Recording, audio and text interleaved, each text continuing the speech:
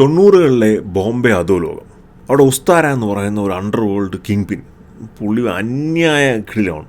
പുള്ളിയുടെ മെയിൻ ആയുധം എന്ന് പറഞ്ഞു കഴിഞ്ഞാൽ നമ്മൾ ഈ ഷേവ് ചെയ്യാൻ ഉപയോഗിക്കുന്ന നൈഫാണ്. ഇതുകൊണ്ട് പുള്ളി കംപ്ലീറ്റ് എതിരെ വരുന്ന വില്ലന്മാരെ മുഴുക്കെ പിന്നെ ബ്ലേഡ് ആൻഡ് കട്ട് ചെയ്യുന്ന അവസ്ഥയാണ്. ഈ ഉസ്താരയിലടുത്ത് ഒരു ദിവസം അഫ്ഷാൻ എന്ന് പറയുന്ന ഒരു പെൺകുട്ടി എത്തുന്നു. എന്നിട്ട് അഫ്ഷാൻ പറയുന്നു, എനിക്ക് 4 പേരെ കൊല്ലാനുള്ളൊരു കൊട്ടേഷൻ തേടിയാണ് ഞാൻ വന്നിരിക്കുന്നത്, ഇതൊക്കെയാണ് 4 പേരുടെ ലിസ്റ്റ് എന്ന് പറഞ്ഞ് ഈ ഉസ്താരയിലെടുത്ത് കൊടുക്കും. ഉസ്താര ആദ്യം ഒന്നും ഇത് എൻ്റർടൈൻ ചെയ്യുന്നില്ല. പക്ഷേ അഫ്ഷാൻ ഒട്ടും തന്നെയും പിന്മാറാനും തയ്യാറാവുന്നില്ല.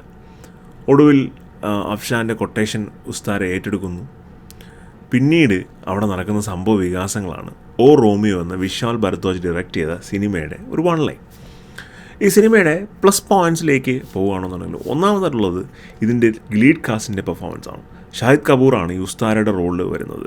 തൃപ്തി ദിമ്രിയാണ് പിന്നെ അഫ്ഷാൻ്റെ റോളിൽ വരുന്നത്. പിന്നെ ദിശ പട്നാണി, നാനാ പടേക്കർ, വിക്രാന്ത് മസേ, അവിനാഷ് തിവാരി, അങ്ങനെ ഒരു വലിയ സ്റ്റാർ കാസ്റ്റ് ഉണ്ട്. എല്ലാവരും നല്ല പെർഫോമൻസാണ്. പ്രത്യേകിച്ചും ഷാഹിദ് കപൂറിൻ്റെയും പിന്നെ തൃപ്തിയുടെയും പെർഫോമൻസ് ഗംഭീരമായിട്ടുള്ള പെർഫോമൻസാണ്. നല്ല സ്ക്രീൻ പ്രസൻസ് ഉള്ള, ആ ക്യാരക്ടറിന് നല്ല ഡെപ്ത് കൊടുത്തിട്ടുള്ള പെർഫോമൻസാണ്.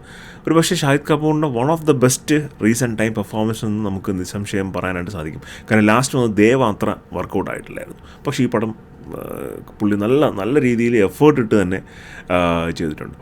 പിന്നെ രണ്ടാമതായിട്ട് വിശ്വാൽ ഭരദ്വാജിൻ്റെ ഒരു ഡിറക്ഷനാണ്. വളരെ റോ ആൻഡ് ഗ്രിപ്പിംഗ് ആയിട്ടുള്ള ഡിറക്ഷൻ പുള്ളി ഈ പടത്തിലും ചെയ്തിട്ടുണ്ട്. നമുക്ക് വിശ്വാൽ ഭരദ്വാജിൻ്റെ ഓരോ പടങ്ങളും കാണുമ്പോഴും നമുക്ക് കിട്ടുന്ന ഇതൊരു വിശ്വാൽ ഭരദ്വാജ് മൂവി, ഒരു സിഗ്നേച്ചർ ടൈപ്പ്, അത് ഈ പടത്തിലുമുണ്ട്. നമുക്കത് എക്സ്പീരിയൻസ് ചെയ്യാനും സാധിക്കും. നല്ലൊരു മൂവി അനുഭവമാണെന്തായാലും. പിന്നെ ഇതിൻ്റെ പാട്ടുകൾ വളരെ നല്ലതാണ്. ബാക്ക്ഗ്രൗണ്ട് മ്യൂസിക് വളരെ നല്ലതാണ്. ആക്ഷൻ സീക്വൻസുകളെല്ലാം അത്യാവശ്യം നല്ല രീതിയിൽ തന്നെ ഷൂട്ട് ചെയ്തിട്ടുണ്ട്. ഇതൊക്കെയാണ് ഇതിൻ്റെ പ്ലസ് പോയിൻറ്റ്സ്. ഇനി ഈ പടത്തിൻ്റെ നെഗറ്റീവ് പോയിൻറ്റ്സിലേക്ക് പോവുകയാണ് എന്നുണ്ടെങ്കിൽ, പടത്തിൻ്റെ സെക്കൻഡ് ഹാഫിൻ്റെ ലേറ്റർ പോർഷനിലോട്ട് വരുമ്പോഴത്തേക്കും പടം അങ്ങ് വലിയും. അപ്പോൾ നമുക്ക് തോന്നും ഇത്രയും പിന്നെ വലിയേണ്ട കാര്യമുണ്ടോ എന്ന് തോന്നും. കാര്യം ആവശ്യമില്ലാതെ കുറേ ഡ്രമാറ്റിക് സാധനങ്ങൾ കൊണ്ട് ഇതിൻ്റെ അകത്തുകൊണ്ട് കയറ്റിയിട്ടുണ്ട്. അതിൻ്റെ ഒന്നും ആവശ്യമില്ല എന്ന് എനിക്ക് തോന്നി. പ്രത്യേകിച്ചും ക്ലൈമാക്സ് പോർഷനിൽ ഉള്ള വില്ലനുമായിട്ടുള്ള ഫൈറ്റൊക്കെ ഓവർ ഡ്രമാറ്റിക്കായിട്ട് കാണിച്ചിരിക്കുന്നതായിട്ട് എനിക്ക് തോന്നി. അതുകൊണ്ട് തന്നെ ഒരു ലാഗ് നമുക്ക് ആ പോർഷനിലൊക്കെ എത്തുമ്പോഴത്തേക്കും ഫീലാവും. എന്നിരുന്നാലും ഓവറോൾ ഒരു നല്ല തിയേറ്റർ എക്സ്പീരിയൻസ് ആണ്. അത് ഞാൻ ഈ പറഞ്ഞ ലീഡ് കാസ്റ്റിൻ്റെ പെർഫോമൻസും നല്ല പാട്ടുകളും കറക്റ്റ് സ്ഥലങ്ങളിൽ ആ പാട്ട് പ്ലേസ് ചെയ്തിട്ടുണ്ട്. അതിൻ്റെ ഒരു വിശ്വാൽ ഭരദ്വാജിൻ്റെ ഒരു എക്സിക്യൂഷൻ, പിന്നെ സിനിമാറ്റോഗ്രാഫി, എല്ലാം കൊണ്ടും നല്ലൊരു മൂവി എക്സ്പീരിയൻസ് തരാനായിട്ട് ചിത്രത്തിന് നിസ്സംശയം സാധിക്കുന്നുണ്ട്. പൈസ എടുത്ത് കയറി കഴിഞ്ഞാൽ നമുക്ക് മോശമാണെന്ന് തോന്നില്ല. ഞാൻ ഈ പറഞ്ഞ പോലെ സെക്കൻഡ് ഹാഫിൻ്റെ ലേറ്റർ പോർഷനിൽ കുറച്ച് ലാഗുണ്ട്. ബട്ട് അതർ ദാൻ ദാറ്റ് ഗംഭീരം പടമാണ്. നിങ്ങൾ തിയേറ്ററിൽ തന്നെ പോയി കാണാനായിട്ട് ശ്രമിക്കുക.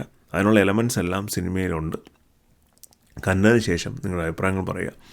വീഡിയോസ് ഇഷ്ടപ്പെടുന്നുണ്ടെങ്കിൽ ലൈക്ക് ചെയ്യുക, ഷെയർ ചെയ്യുക, സബ്സ്ക്രൈബ് ചെയ്യുക. മറ്റൊരു സിനിമ ആയിരിക്കും. ബൈ.